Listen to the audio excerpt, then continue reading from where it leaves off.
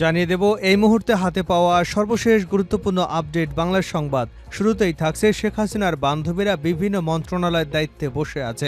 শান্তিতে নোবেল বিজয়ী অধ্যাপক ডক্টর মোহাম্মদ ইউনূসের নেতৃত্বাধীন অন্তর্বর্তীকালীন সরকারকে রাজনৈতিকভাবে হেয় প্রতিপন্ন করার চক্রান্ত চলছে বলে মন্তব্য করেছেন বিএনপি চেয়ারপারসনের উপদেষ্টা জয়নুল আবেদিন ফারুক। তিনি বলেন, এখনও শেখ হাসিনার বান্ধবীরা বিভিন্ন মন্ত্রণালয়ের দায়িত্ব নিয়ে বসে আছে। গুলি করার লোক, বিএনপির অফিস ভাঙার লোক, মেহেদী হারুন বিপ্লব, ওরা কোথায়? এবারে জানাবো, বাংলাদেশে বন্যা দুর্গত মানুষের জন্য $40 লাখ সহায়তার বরাদ্দ করেছে জাতিসংঘ।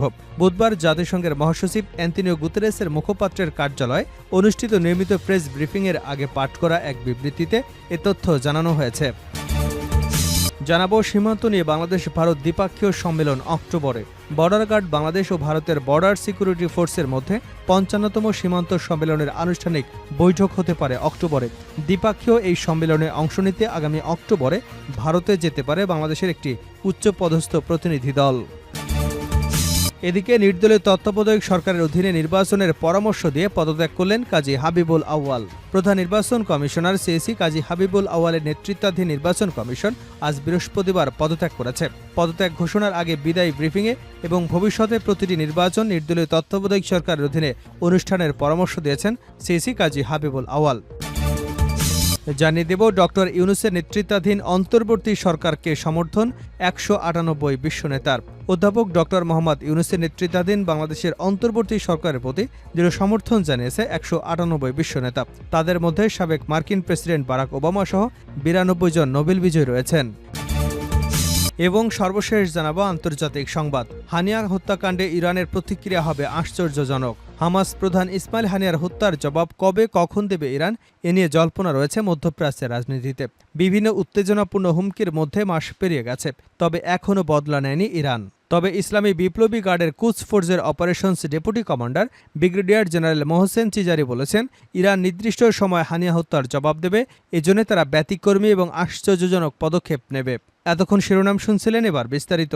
প্রিয় দর্শক, আপনি যদি এই চ্যানেলে নতুন হয়ে থাকেন, ভিডিওটি দেখতে দেখতে চ্যানেলটি সাবস্ক্রাইব করে আমাদের সঙ্গেই থাকুন। আর এই ভিডিও সম্পর্কে আপনি আপনার মূল্যবান মতামতটি কমেন্ট বক্সে জানিয়ে দিন। আর হ্যাঁ প্রিয় দর্শক, জানিয়ে দিন ভিডিওটি কোথা থেকে দেখছেন। শেখ হাসিনার বান্ধবীরা বিভিন্ন মন্ত্রণালয়ের দায়িত্বে বসে আছে। শান্তিতে নোবেল বিজয়ী অধ্যাপক ডক্টর মোহাম্মদ ইউনূসের নেতৃত্বাধীন অন্তর্বর্তীকালীন সরকারকে রাজনৈতিকভাবে হেয় প্রতিপন্ন করার চক্রান্ত চলছে বলে মন্তব্য করেছেন বিএনপি চেয়ারপারসনের উপদেষ্টা জয়নুল আবেদিন ফারুক। তিনি বলেন, এখনও শেখ হাসিনার বান্ধবীরা বিভিন্ন মন্ত্রণালয়ের দায়িত্ব নিয়ে বসে আছে। গুলি করার লোক, বিএনপির অফিস ভাঙা নায়ক মেহেদী হারুন বিপ্লব, ওরা কোথায়? এখনও পুলিশের বিভিন্ন পদে শেখ হাসিনার লোকেরা বহাল তবিয়তে আছে। এদেরকে যদি আইনের আওতায় না আনেন, তাহলে মানুষ কথা বলবে, মানুষ কষ্ট পাবে। অনুগ্রহ করে এদেরকে আইনের আওতায় আনুন। বৃহস্পতিবার জাতীয় প্রেস ক্লাবের সামনে বাংলাদেশ ইয়ুথ ফোরাম আয়োজিত এক প্রতিবাদী সভায় প্রধান অতিথির বক্তব্যে তিনি এসব কথা বলেন। জয়নুল আবেদিন ফারুক বলেন, খুনি হাসিনার ক্ষমা নেই, খুনি হাসিনাকে বাংলাদেশে এনে বিচার করতে হবে। বাংলাদেশের মানুষ পুলিশ কর্মকর্তা শেখ হাসিনার নির্দেশে গুলি করেছেন, তাদেরকে আইনের আওতায় আনতে হবে। না হলে আমাদের ছাত্র সমাজে যারা আত্মহুতি দিয়েছেন তারা কবরে থেকেও শান্তি পাবে না। অন্তর্বর্তীকালীন সরকারকে সময়ক্ষেপণ না করার অনুরোধ জানিয়ে বিএনপির এই নেতা বলেন, জনগণের প্রত্যাশা আপনাকে পূরণ করতে হবে। বাংলাদেশের সাংবিধানিক প্রতিষ্ঠানগুলো যারা ধ্বংস করে দিয়েছে, যারা বিচার বিভাগকে নিজের তল্পিবাহক বানিয়েছে, যারা স্রেফ সংসদকে নিজেদের দলের কর্মী সভায় পরিণত করেছে, যারা বাংলাদেশের নির্বাচন কমিশনকে ধ্বংস করেছে, তারা আজকে প্রেস কনফারেন্স করে বিদায় নিলে চলবে না, তাদেরকে আইনের আওতায় আনতে হবে। তিনি বলেন, যতদিন শেখ হাসিনা ক্ষমতায় ছিল ততদিন নিরীহ মানুষকে হত্যা করা হয়েছে। আমার নেত্রীকে বিনা দোষে সাজা দেওয়া হয়েছে। সেই শেখ হাসিনার বিচার আমরা দেখে যেতে চাই।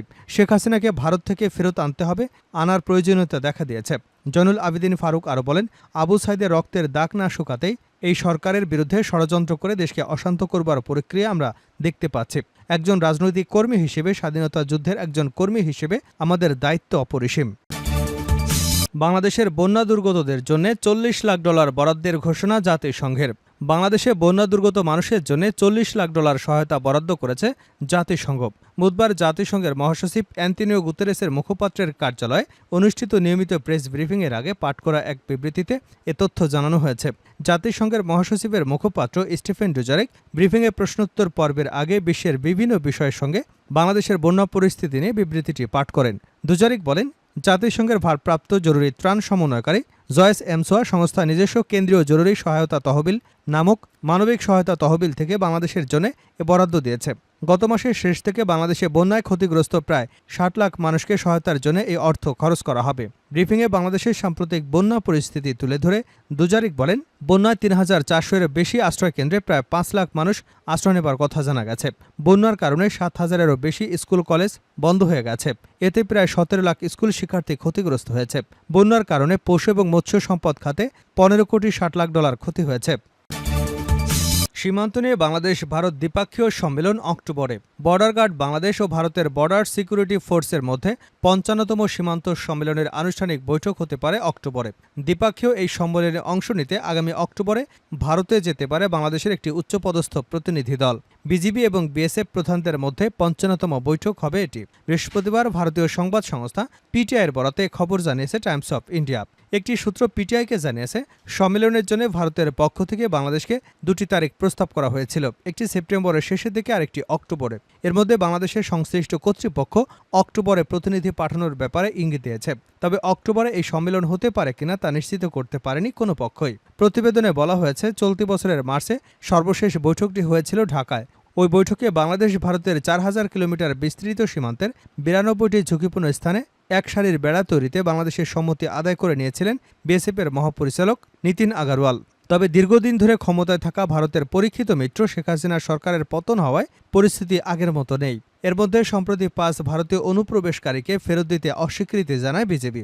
বলা যায়, হাসিনার পতনের পর এটি হতে চলেছে দুদেশের মধ্যে শীর্ষ পর্যায়ের প্রথম কোনো বৈঠক।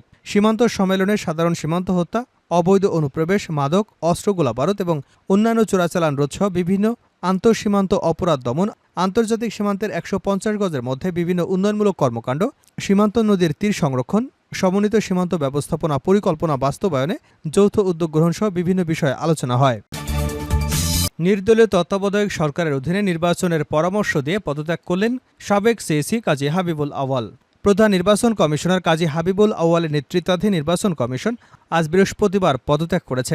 পদত্যাগ ঘোষণার আগে বিদায় ব্রিফিংয়ে ভবিষ্যতের প্রতিটি সাধারণ নির্বাচন নির্দলীয় তত্ত্বাবধায়ক সরকারের অধীনে অনুষ্ঠানের পরামর্শ দিয়েছেন হাবিবুল আউয়াল। তার আরও পরামর্শ, এ নির্বাচনে ভোট গ্রহণ অনুষ্ঠিত হতে হবে বিরতি দিয়ে। হাবিবুল আউয়াল ব্রিফিংয়ে পড়া লিখিত ভাষণে শব্দ সংখ্যা ছিল ৭ শতাধিক। লিখিত ভাষণের শেষে নিজের অভিজ্ঞতার নিরিখে তিনি কিছু প্রস্তাবনা দেন। হাবিবুল আউয়াল বলেন, বর্তমান ও অতীত থেকে আহরিত অভিজ্ঞতা, জ্ঞান এবং উপলব্ধি থেকে ভবিষ্যতের জন্য কিছু প্রস্তাবনা সরকারের সদয় বিবেচনার জন্য রেখে যাওয়ার কর্তব্য মনে করছে। বাংলাদেশের জনগোষ্ঠীর সমরূপতার কারণে সংখ্যানুপাতিক প্রতিনিধিত্বমূলক অর্থাৎ দলীয় ভিত্তিক নির্বাচনের জন্য বাংলাদেশের আদর্শ ক্ষেত্র হতে পারে। সেই সঙ্গে নির্বাচন ৪ বা ৮ পর্বে, প্রতিটি পর্বের মাঝে ৩ থেকে ৫ দিনের বিরতি রেখে অনুষ্ঠান করা ব্যবস্থাপনার দিকে সহজ এবং সহায়ক হতে পারে। আমাদের প্রবৃত্ত অনলাইন নমিনেশন দাখিল অব্যাহত রেখে নির্বাচনী প্রক্রিয়ায় প্রযুক্তির ব্যবহার অপটিমাইজ করতে পারলে উত্তম হবে। প্রতিটি সাধারণ নির্বাচন নির্দলীয় তত্ত্বাবধায়ক সরকারের অধীনে অনুষ্ঠিত হলে উদ্দেশ্য অর্জন আরও সুনিশ্চিত হতে পারে। ভাষণে দেশের প্রতিটি নির্বাচনের ইতিহাস তুলে ধরে হাবিবুল আউয়াল বলেন, দেশের প্রথম সাংবিধানিক সাধারণ নির্বাচন ১৯৭৩ সালে অনুষ্ঠিত হয়েছিল। সেই নির্বাচনেও বিতর্ক ছিল। ১৯৮৭ সালে সাধারণ নির্বাচন সামরিক শাসনামলে হয়েছিল, ফলাফল নিয়ে বিতর্ক ছিল। ১৯৯১ সালে নির্বাচন রাজনৈতিক রূপরেখার ভিত্তিতে তত্ত্বাবধায়ক সরকারের অধীনে হয়েছিল। ১৯৯৬ এবং ২০০১ সালের নির্বাচন সাংবিধানিক নির্দলীয় তত্ত্বাবধায়ক সরকারের অধীনে সূক্ষ্ম এবং স্থূল কারচুপির সীমিত সমালোচনা সত্ত্বেও সার্বিকভাবে গ্রহণযোগ্য হয়েছিল। তিনি আরও বলেন, ২০০৮ সালের নির্বাচনে সেনা সমর্থিত নির্দলীয় তত্ত্বাবধায়ক সরকারের অধীনে অনুষ্ঠিত হয়েছে। সে নির্বাচনে বিএনপি সংসদে মাত্র ২৭ এবং আওয়ামী লীগ ২৩০টি আসন পেয়েছিল।